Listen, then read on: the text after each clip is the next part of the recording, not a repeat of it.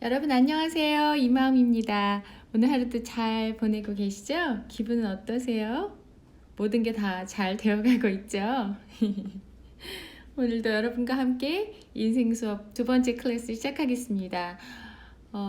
어제 제가 여러분과 함께 이 인생 수업 첫 번째 시간을 나누면서 죽음에 대해서 생각한다는 것이 좀 무거운 생각이 아닐까. 왜 무겁게 죽음에 대해서 생각해야 되나 그런 의문을 품었었다고 제가 여러분께 말씀드렸었잖아요. 그런데 다시 읽게 된 이 인생 수업을 통해서 이 책에서는 바로 오늘 그리고 바로 지금 우리의 삶을 가장 값지게 살도록 알려주시는 너무 고마운 책이다라는 생각이 다시 한번 또 들었습니다. 오늘도 여러분과 함께 이 인생 수업을 통해서 내가 가진 최상의 것을 발견하는 그런 시간 시작해 보겠습니다. 삶은 탄생에서 죽음에 이르는 수업과 같습니다. 그 수업들에서 우리는 사랑, 행복, 관계와 관련된 단순한 진리들을 배웁니다. 오늘 우리가 불행한 이유는 삶의 복잡성 때문이 아니라 그 밑바닥에 흐르는 단순한 진리들을 놓치고 있기 때문입니다.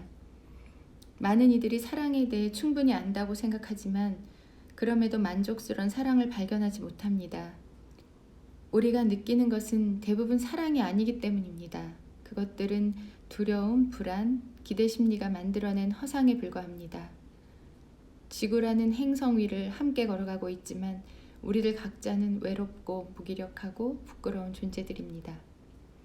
때로는 최악의 상황에 직면할 때 우리는 더 많이 성장합니다. 조건이 가장 나쁠 때 오히려 자신이 가진 최상의 것을 발견할 수 있습니다. 그 배움을 통해 행복하고 가치 있는 삶이 무엇인가를 깨닫게 됩니다. 그것은 완벽하지는 않지만 진정한 삶입니다.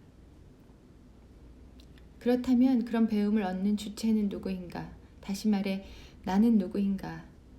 아마도 이것이 첫 번째 질문이면서 가장 어려운 질문일 것입니다. 우리는 살아가는 동안 끊임없이 이 질문을 던집니다. 탄생과 죽음 사이에 우리가 삶이라고 부르는 경험이 있다는 것은 분명히 알고 있습니다. 하지만 나는 경험 자체인가? 경험하는 자인가?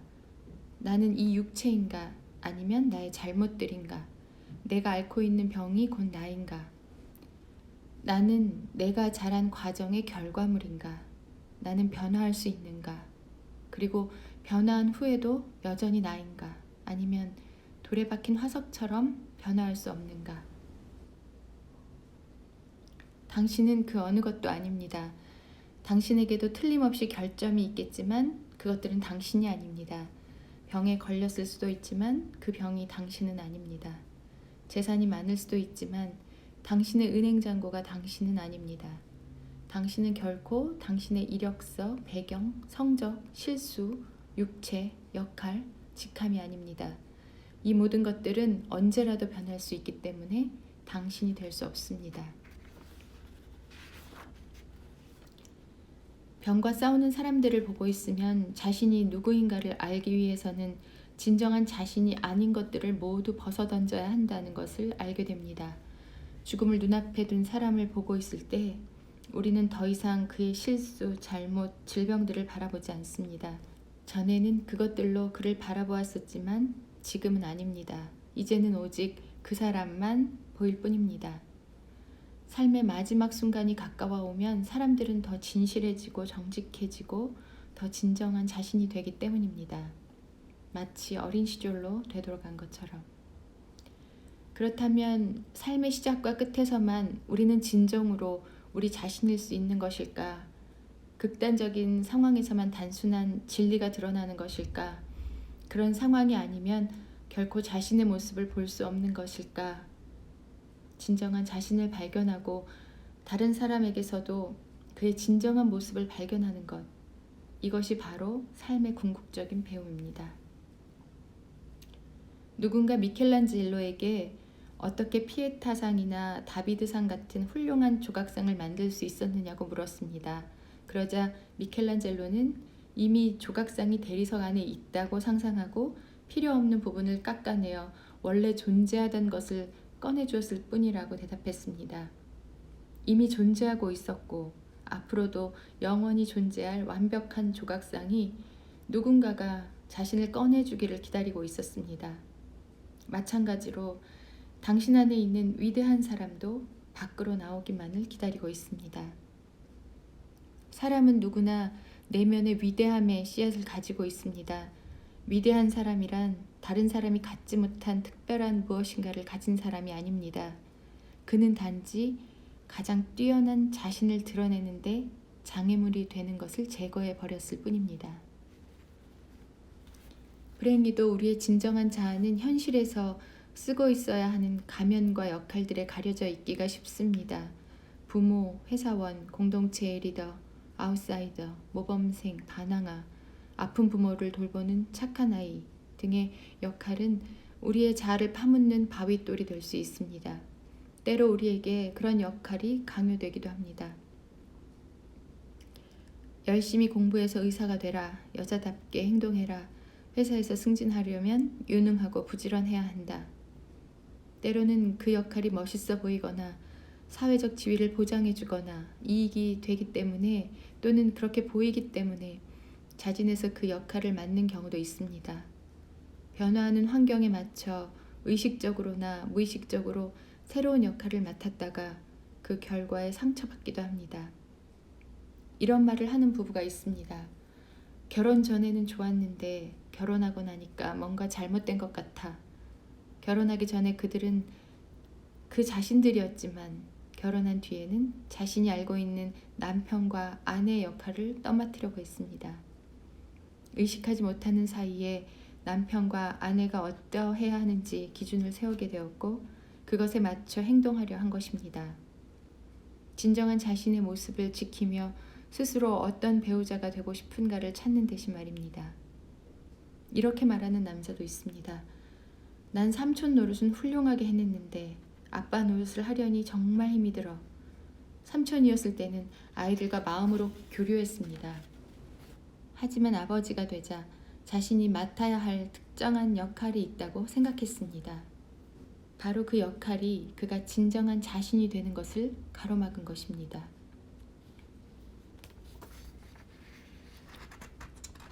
당신 안에는 정의 내릴 수 없는 불변의 무엇인가가 있습니다. 그것은 없어지거나 나이, 질병, 상황에 따라 달라지지 않습니다. 당신 안에는 태어날 때부터 갖고 나온 지금까지 지니고 살아왔으며 죽을 때도 함께할 진정한 모습이 존재합니다. 놀랍게도 당신은 변함없이 당신인 것입니다.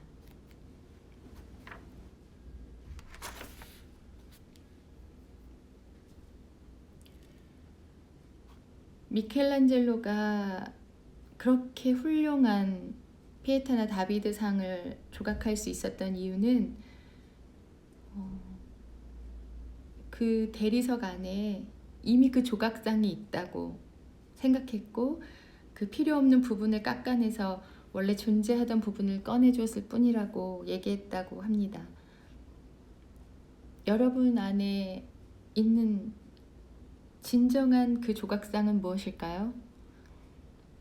내가 필요 없는 부분을 깎아내고 발견해야 할 그 멋진 훌륭한 조각상은 무엇일까요? 나의 장애물이 되는 것은 무엇일까요? 내가 제거해버려서 진정한 멋진 나를 드러내야 할 그 장애물들은 무엇일까요? 제가 이 글을 읽으면서 참 공감이 갔던 부분이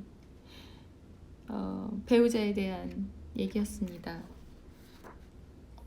저도 이런 생각을 정말 많이 했었어요.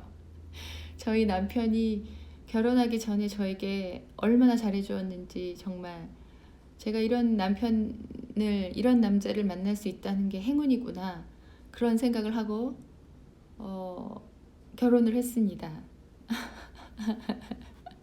너무 기대감이 있었고 정말 너무 잘해주었고 꽃을 그렇게 많이 사주었고요. 너무너무 소프트한 너무너무 부드러운, 너무너무 사랑이 풍성한 사람이었습니다.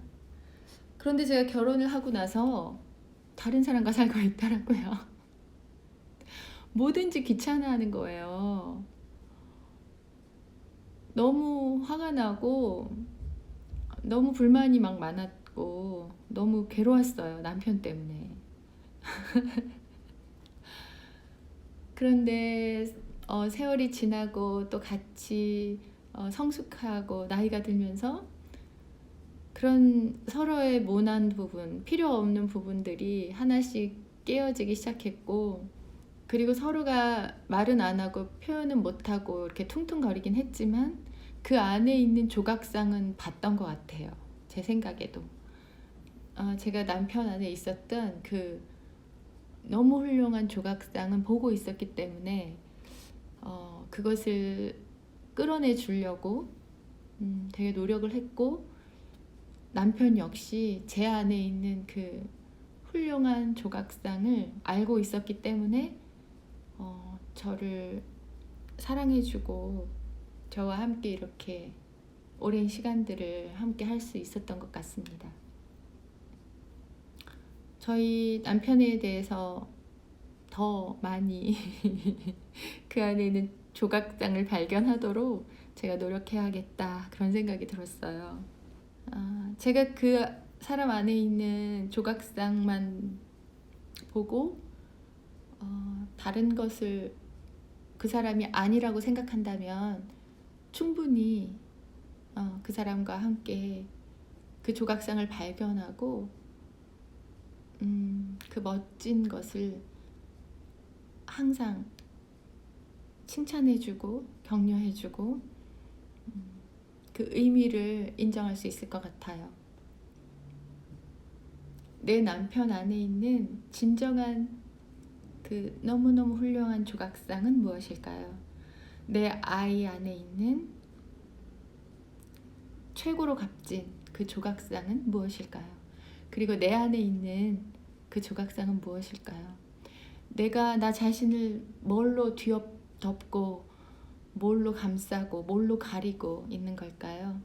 과감히 그것들을 제거해버리고 진정한 그 안에 있는 진짜만 볼 수 있는 그런 우리 모두가 됐으면 좋겠습니다.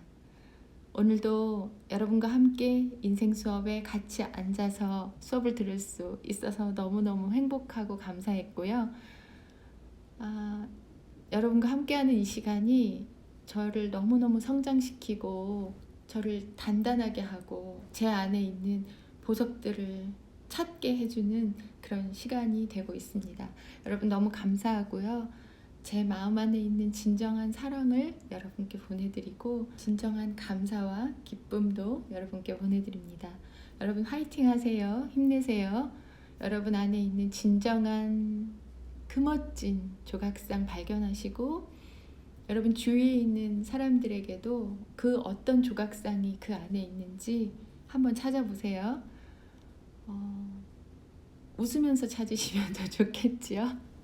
저도 남편에게 웃으면서 찾아볼게요. 아이에게도 웃으면서 찾아볼게요. 제 주위에 있는 사람들에게도 웃으면서 찾아볼게요. 힘내세요. 화이팅 하세요. 감사합니다, 여러분. 안녕히 계세요.